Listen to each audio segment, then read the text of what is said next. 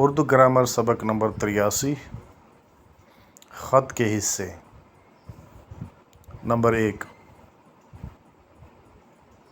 مقام روانگی اور تاریخ۔ خط کی پیشانی پر دائیں کونے میں مکتوب نگار کو اپنے شہر یا قصبے کا نام لکھنا چاہیے اور اس کے نیچے تاریخ درج کرنی چاہیے، جیسے احسان مزمل چکوال۔ نمبر 2 القاب و آداب۔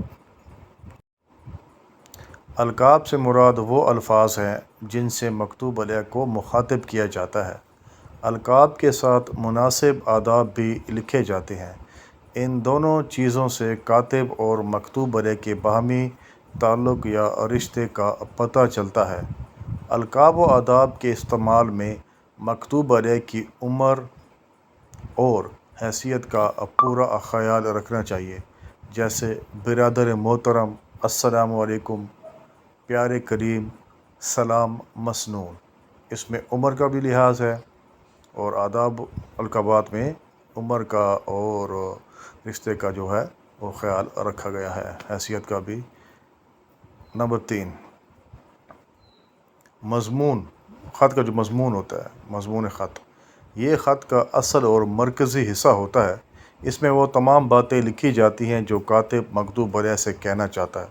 خط کا ایک بڑا حصہ مؤثر اور دلکش ہونا چاہیے۔ یوں سمجھیے کہ مکتوب علیہ آپ کے سامنے بیٹھا ہے اور آپ اس سے بالمشافہہ گفتگو کر رہے ہیں۔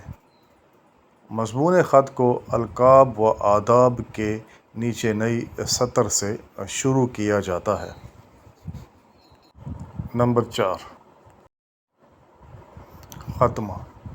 خط کا مضمون موقع محل کے مطابق دعائیہ کلمات یا والسلام پر ہونا چاہیے، جیسے الفاظ پر ختم کیا جاتا ہے۔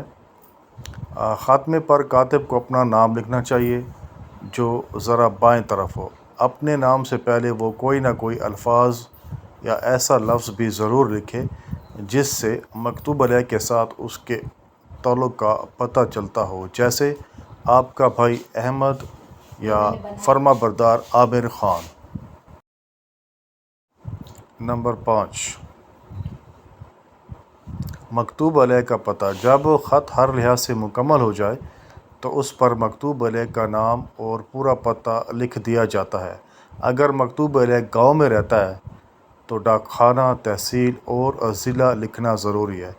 اگر شہر میں رہتا ہے تو اس کے مکان کا نمبر، گلی اور محلے کا نام لکھنا چاہیے۔